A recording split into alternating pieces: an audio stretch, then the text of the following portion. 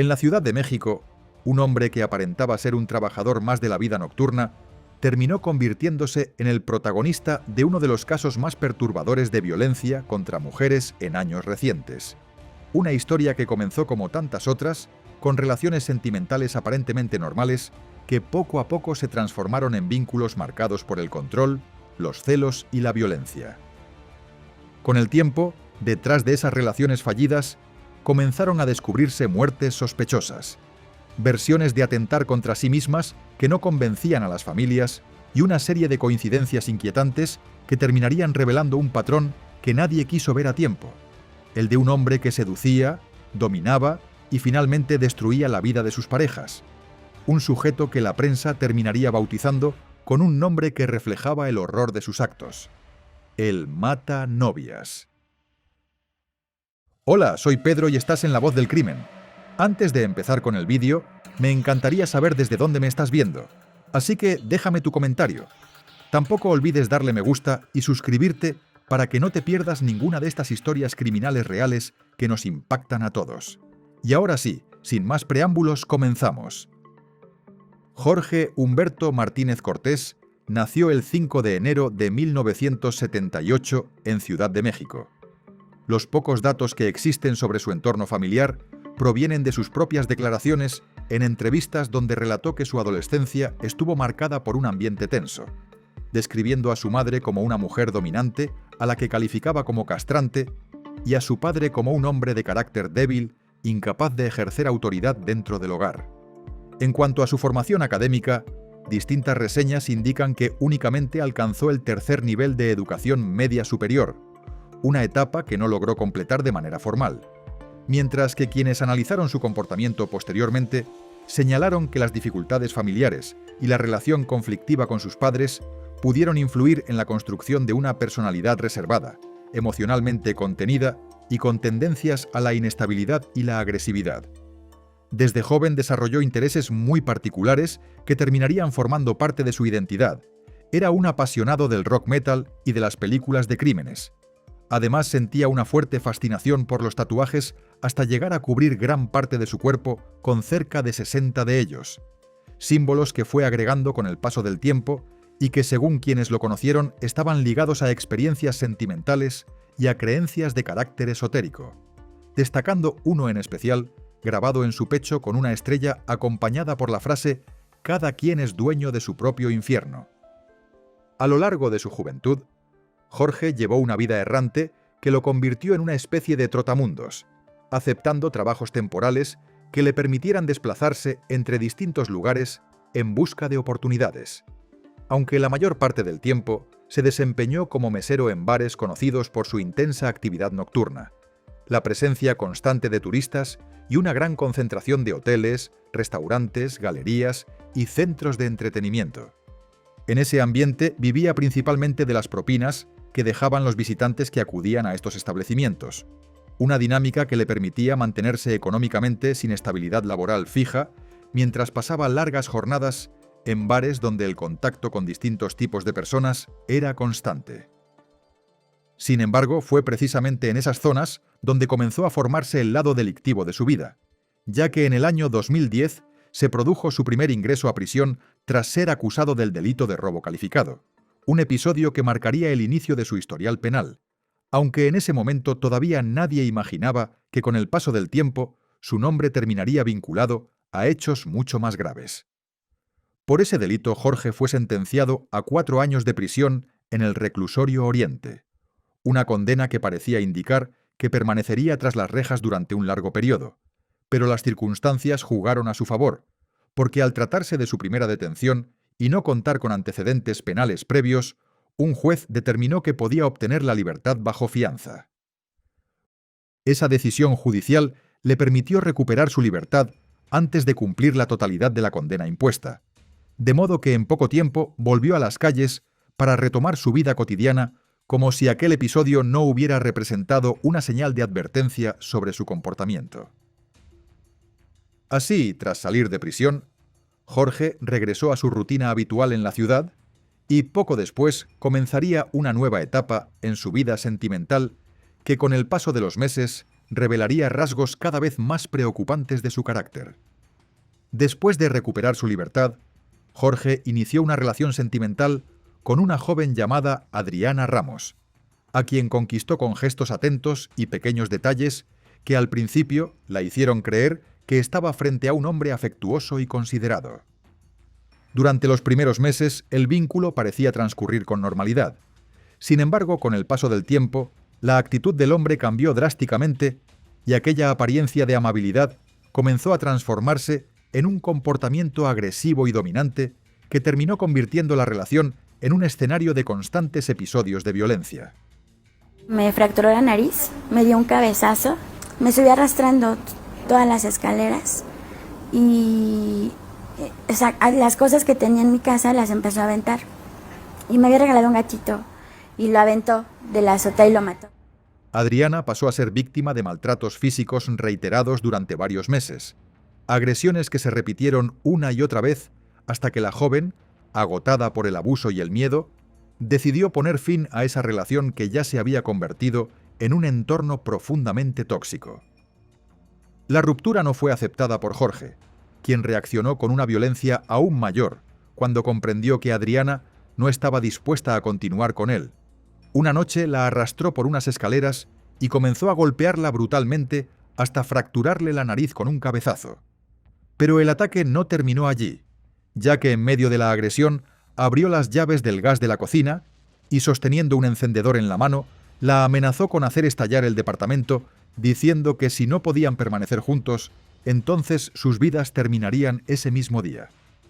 Cuando intentó sofocarla sujetándola por el cuello, Adriana logró liberarse en un momento de descuido y alcanzó un mazo que estaba cerca, con el que comenzó a defenderse, golpeándolo con todas sus fuerzas hasta conseguir arrastrarlo fuera del departamento y cerrar definitivamente esa etapa de su vida. Aunque posteriormente lo denunció ante las autoridades, el caso terminó de manera similar a su antecedente penal por robo, y Jorge nuevamente logró salir sin enfrentar consecuencias.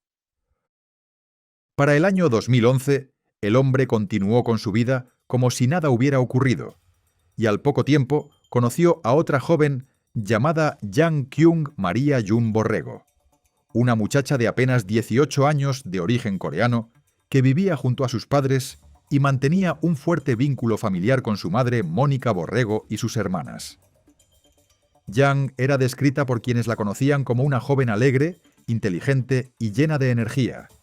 Disfrutaba practicar deportes, salir a comer con sus amigos y compartir momentos con su familia. Además, estudiaba psicología mientras trabajaba en un restaurante. Fue precisamente en esa área donde el destino de ambos se cruzó, ya que Jorge trabajaba en un bar cercano, y allí comenzaron a interactuar hasta que la joven encontró en él algo que despertó su interés, lo que llevó a varios encuentros posteriores que terminaron convirtiéndose en una relación sentimental, que con el tiempo también quedaría marcada por la violencia. Tras conocerse en el bar donde él trabajaba, Jorge y Yang comenzaron a verse con mayor frecuencia, y con el paso de los encuentros, la cercanía entre ambos se transformó en una relación sentimental que desde sus primeras etapas mostró señales preocupantes, pues el vínculo estaba marcado por constantes discusiones, separaciones temporales y reconciliaciones que parecían repetirse una y otra vez. A pesar de esas dificultades, la relación continuó avanzando, y con el tiempo Yang decidió apostar por ese vínculo, convencida quizá de que los conflictos podían superarse, aunque quienes estaban cerca de ella empezaban a notar que la dinámica entre ambos no era saludable. Con los meses, aquella relación inestable se fue consolidando dentro de un patrón que combinaba momentos de aparente calma con episodios de tensión que poco a poco fueron intensificándose. Cuando Yang cumplió 19 años, tomó la decisión de independizarse de sus padres y mudarse con Jorge a un departamento ubicado en la colonia Doctores, un paso que marcaría un cambio radical en su vida, porque a partir de ese momento la convivencia diaria hizo que los conflictos de la pareja se intensificaran. Desde entonces, el comportamiento del hombre comenzó a volverse cada vez más controlador. Llamaba constantemente a Yang a su trabajo para saber dónde estaba y con quién se encontraba. Le prohibía salir con sus amigos e incluso llegó al punto de decidir qué ropa debía usar cuando salía de casa. Cada vez que la joven intentaba cuestionar esas imposiciones o mostraba inconformidad, Jorge reaccionaba con agresiones verbales y físicas que fueron deteriorando progresivamente el ambiente dentro del departamento. A pesar de los maltratos, Yang trató de ocultar la situación que vivía dentro de la relación. Se distanció de su familia para evitar que sus padres descubrieran el infierno que atravesaba y solo compartió parte de lo que ocurría con su hermana Ana y con algunos amigos cercanos. Muchos de ellos le aconsejaron que lo dejara, y en varias ocasiones la joven se alejó de Jorge intentando romper definitivamente con él. Sin embargo, tras periodos de separación, terminaba regresando a su lado, repitiendo un ciclo que se prolongó durante casi 3 años. Durante ese tiempo su personalidad cambió por completo.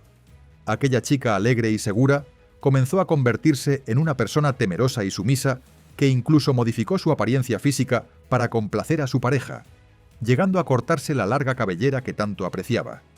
Mientras los episodios de violencia se volvían cada vez más frecuentes y extremos, como cuando él le quemó la ropa, le impidió salir del departamento o la dejó fuera de casa por regresar tarde. La situación alcanzó un punto crítico a finales de agosto de 2014, cuando después de una fuerte discusión, Yang decidió abandonar el departamento y regresar a la casa de sus padres con la intención de terminar definitivamente la relación. Incluso una amiga la impulsó a presentar una denuncia por la violencia que sufría. Sin embargo, tras un breve periodo de distanciamiento, la joven volvió con Jorge. 2 semanas después, ocurrió el hecho que cambiaría todo. Según la versión que ofreció a la policía, el 20 de septiembre al mediodía salió de casa y dejó a la joven dormida porque estaba cansada tras su jornada laboral en el bar donde trabajaba. Luego explicó que al regresar en la madrugada, la encontró colgada y con diversos golpes visibles en las piernas, la descolgó en un intento desesperado por ayudarla y posteriormente llamó tanto a las autoridades como a los familiares de la muchacha. Cuando Mónica, la madre de Yang, llegó al departamento junto con sus hijas tras recibir la llamada de Jorge, la policía y los peritos ya se encontraban dentro del lugar realizando el levantamiento del cuerpo, por lo que uno de los agentes les impidió el acceso, indicando que la escena estaba siendo procesada y que nadie podía entrar mientras se desarrollaban las diligencias. Lo único que pudieron observar fue el momento en que sacaban el cadáver cubierto con una sábana, mientras les informaban que, de acuerdo con los primeros hallazgos, Yang se había quitado la vida. Una conclusión que para las autoridades parecía clara debido a las evidencias encontradas en el lugar y a la declaración que había dado Jorge sobre cómo había descubierto el cuerpo colgado del techo con una bufanda alrededor del cuello. Cuando los familiares acudieron a la delegación para continuar con los trámites, el protocolo pericial prácticamente ya estaba concluido, y el acta de defunción indicaba como causa de muerte la asfixia por ahorcamiento. Sin embargo, al recibir el cuerpo, notaron varios moretones en las piernas de Yang que les resultaron extraños. Jorge trató de explicar esas marcas diciendo que al intentar bajarla en medio de su desesperación, el cuerpo se le había resbalado y cayó al suelo. Una explicación que, aunque sembró dudas en Mónica, fue aceptada por los investigadores en ese momento. Las sospechas de la madre aumentaron cuando escuchó los testimonios de amigos de la joven que relataron cómo era la relación entre la pareja. Algunos contaron que Jorge era extremadamente celoso y que la llamaba constantemente al trabajo para vigilarla, mientras que su hermana Ana explicó que Yang había cambiado radicalmente desde que comenzó esa relación y que incluso se había distanciado de su familia. A pesar de esos testimonios, las autoridades no mostraron interés en profundizar en el caso y decidieron cerrar la investigación asumiendo que la joven de 21 años había decidido terminar con su vida. El cuerpo de Yang fue cremado poco después de su muerte, una decisión tomada siguiendo la recomendación de las autoridades que terminó eliminando la posibilidad de realizar nuevos análisis forenses en el futuro. Mientras la familia de Yang quedaba sumida en el dolor y las dudas, Jorge continuó con su vida alejándose por completo de los familiares de la joven y limitándose a publicar semanas después en redes sociales una fotografía donde mostraba un tatuaje de un corazón roto acompañado de mensajes lamentando la muerte de su exnovia. Con la pérdida de Yang, la vida de su familia quedó profundamente marcada, especialmente la de su madre Mónica, quien se volvió cada vez más solitaria, intentando sobrellevar el dolor y la ausencia de su hija, comenzó a refugiarse en el alcohol y el tabaco, mientras la convivencia familiar se deterioraba hasta el punto de que una de sus hijas decidió marcharse de la casa porque no soportaba el ambiente cargado de tristeza. Poco antes de la tragedia, Mónica había terminado una carrera corta de gastronomía y planeaba abrir su propio negocio. Sin embargo, todos esos proyectos quedaron truncados tras la muerte de su hija. A pesar de ese golpe devastador, la madre de Yang no dejó de buscar respuestas. Varias dudas continuaban rondando su mente, pues sabía que su hija amaba la vida y no creía que fuera capaz de quitársela. Además, los golpes en su cuerpo no coincidían con la explicación de una caída accidental, y existía otro detalle extraño que nadie había podido explicar: la ausencia de un mechón de cabello que faltaba en la cabeza de la joven. Mónica decidió no conformarse con la versión oficial y emprendió su propia investigación, por lo que contrató a un abogado y solicitó la opinión de un médico forense independiente que revisó los informes disponibles del caso y concluyó que las evidencias no correspondían a un acto autoinfligido, ya que las marcas en el cuello indicaban que la joven había sido sofocada manualmente antes de ser colgada con la bufanda, y el estado de sus uñas sugería que había intentado defenderse. Sin embargo, cuando la mujer presentó estos hallazgos ante las autoridades esperando que el caso fuera reabierto, los funcionarios desestimaron sus argumentos y mantuvieron la hipótesis inicial de que Yang se había quitado la vida. Mientras tanto, tiempo después de esa tragedia, Jorge inició una nueva relación sentimental con otra mujer llamada Campira Camorlinga Alanís, sin que ella supiera nada del oscuro episodio que había marcado el pasado del hombre. Campira había nacido el 10 de diciembre de 1985 y era una mujer que sentía un profundo amor por los animales, especialmente por los gatos, motivo por el cual había decidido estudiar veterinaria, aunque más tarde abandonó la carrera porque le resultaba difícil enfrentarse a las prácticas con animales enfermos, y entonces optó por estudiar idiomas. Aunque no terminó sus estudios, mantenía la intención de continuar formándose y construir un futuro profesional, mientras dedicaba la mayor parte de su tiempo a cuidar a sus dos hijos de 12 y 3 años, respectivamente, junto a uno de sus hermanos llamado Gabriel.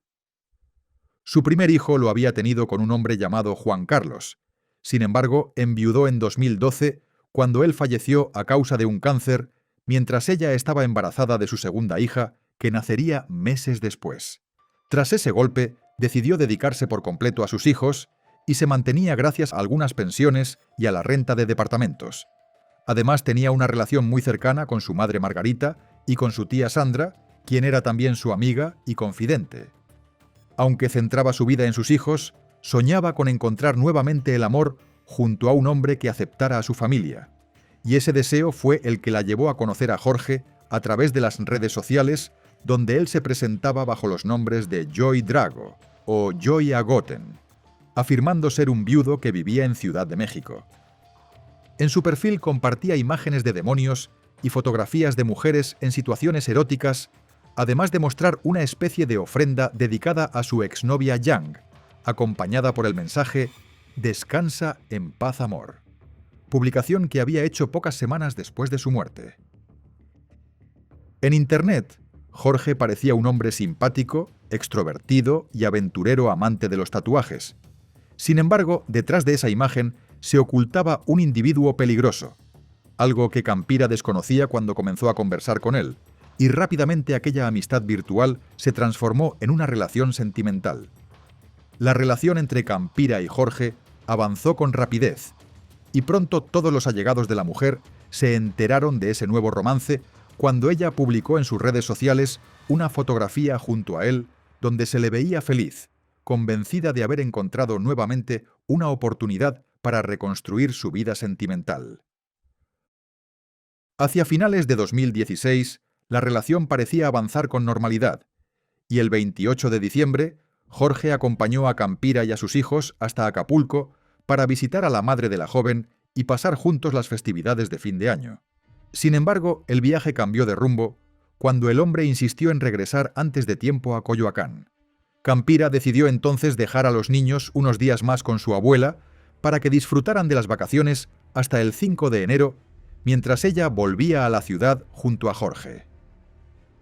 El 30 de diciembre fue la última vez que habló por teléfono con su madre Margarita, y al día siguiente, en plena víspera de Año Nuevo, la mujer intentó comunicarse con su hija en repetidas ocasiones sin obtener respuesta, algo que le resultó inquietante porque Campira siempre solía contestar sus llamadas y mantenerse activa en redes sociales. La preocupación creció cuando notó que su hija no se conectaba a WhatsApp ni respondía mensajes, por lo que decidió llamar a Jorge para preguntarle si sabía algo de ella, a lo que el hombre respondió que habían discutido y que él se había ido con unos amigos a celebrar. Intranquila por esa respuesta, Margarita pidió a un amigo de la familia que acudiera hasta la casa de su hija para verificar si todo estaba bien. Sin embargo, cuando el hombre llegó, fue recibido por Jorge, quien le aseguró que Campira estaba dormida y no podía atender a nadie. Antes de seguir, una pausa rápida. Si este tipo de historias te interesa, suscríbete y deja tu me gusta. De esta forma me ayudas mucho a poder seguir trayéndote más casos como este. Ahora sí, continuamos.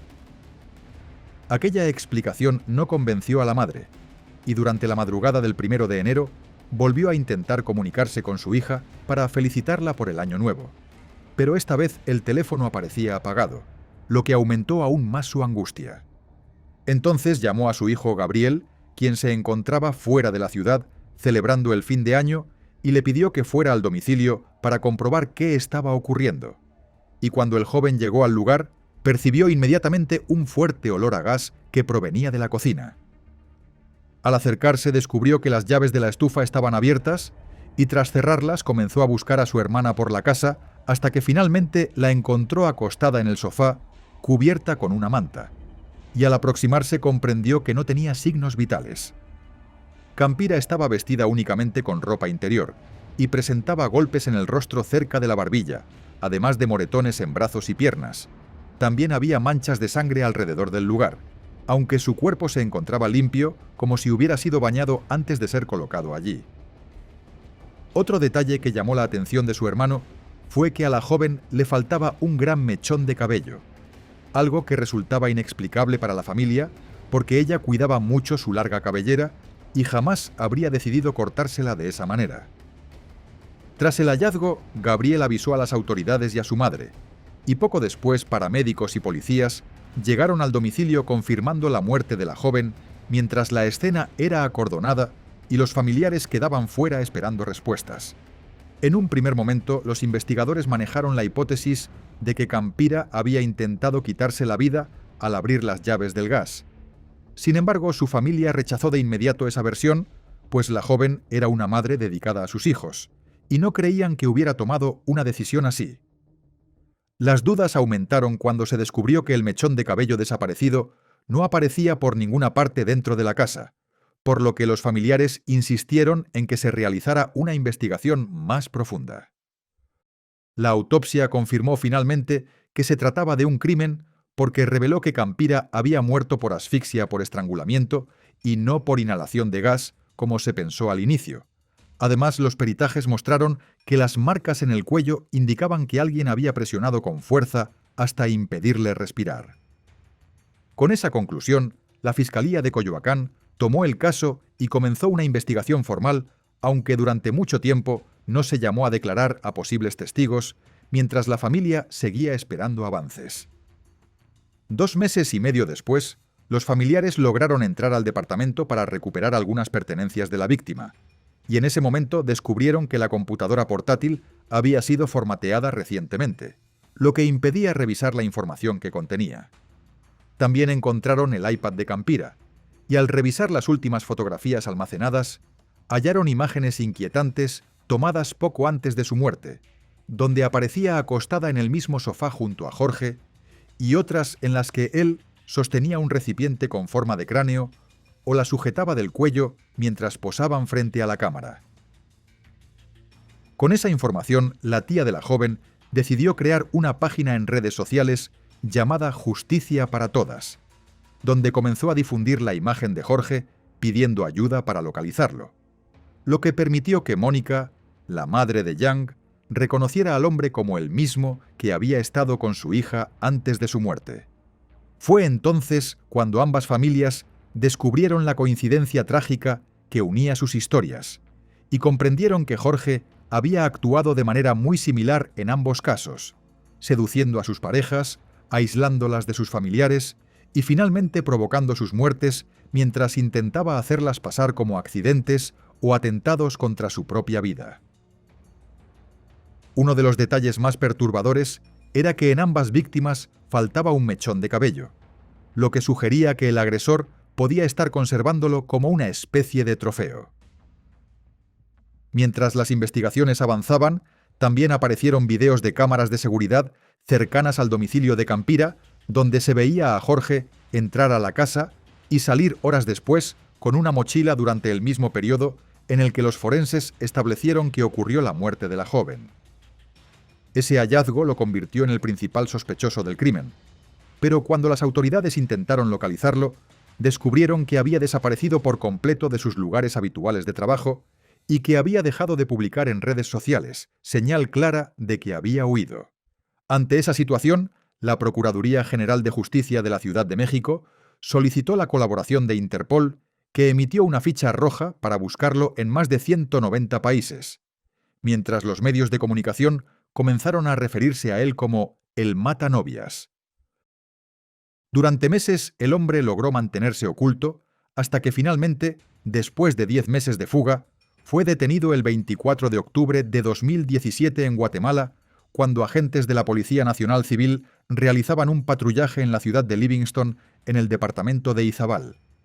Los policías se acercaron a un individuo que parecía vivir como indigente bajo un puente y al pedirle que se identificara, notaron su actitud sospechosa, por lo que revisaron sus huellas dactilares y el sistema reveló que existía una alerta internacional en su contra emitida por Interpol.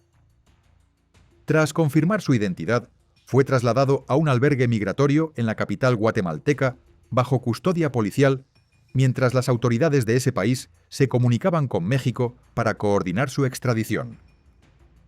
El 25 de octubre de ese mismo año, Jorge fue trasladado por vía terrestre hasta la frontera con Chiapas, donde fue entregado a las autoridades mexicanas. Posteriormente fue llevado a la Ciudad de México para enfrentar el proceso judicial en su contra.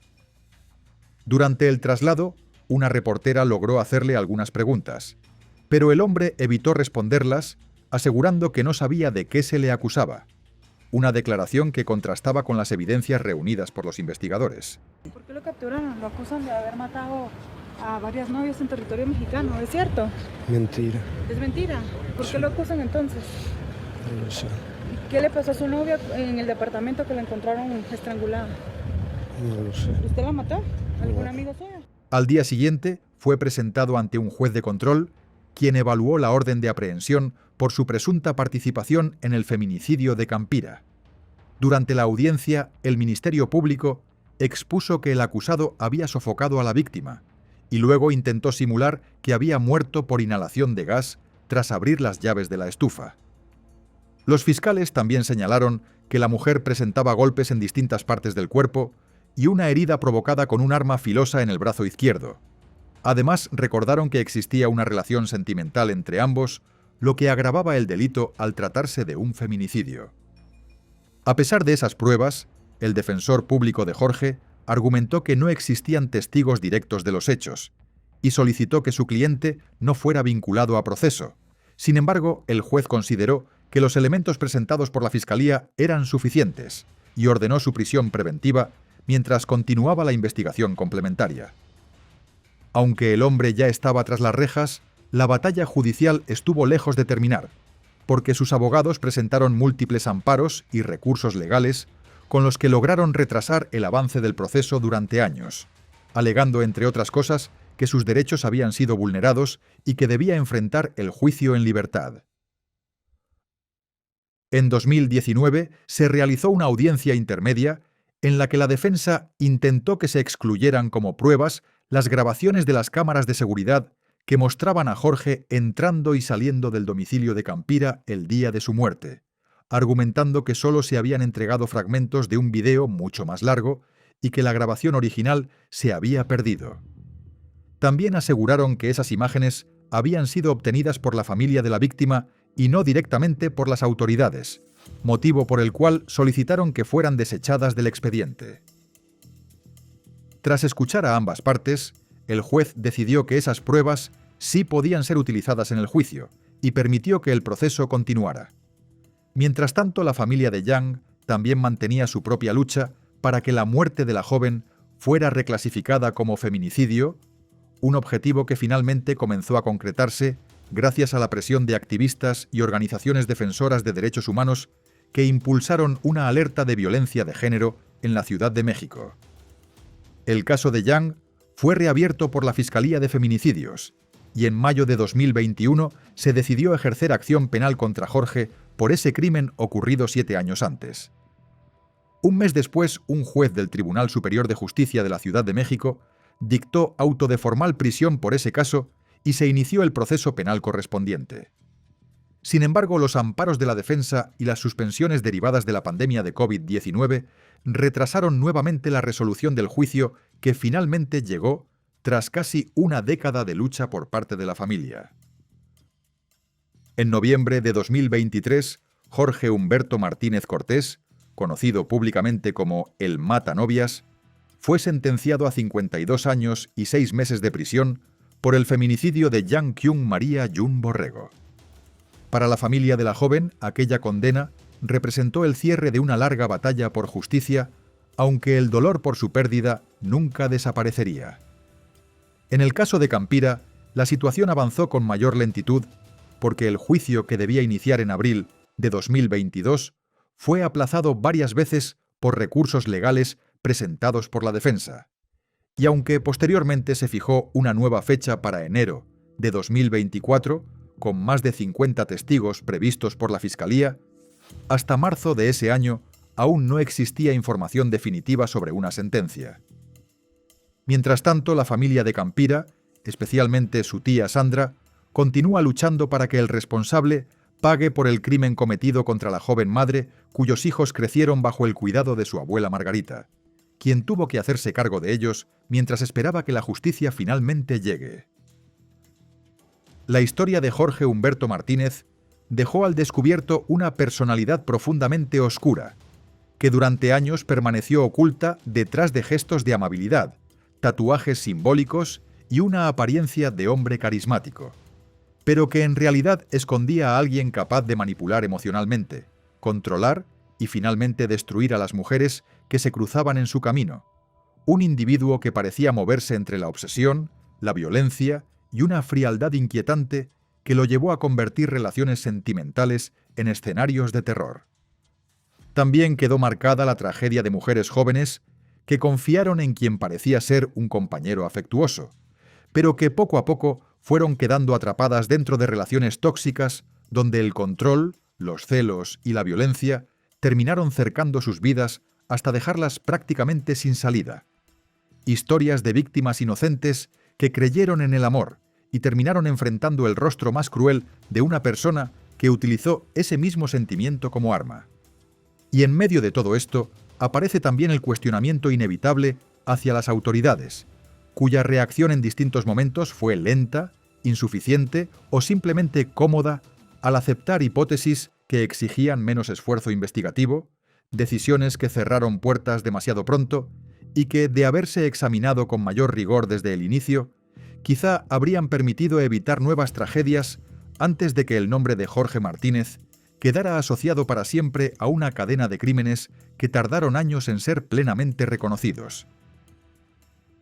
Gracias por acompañarme hasta el final de este caso.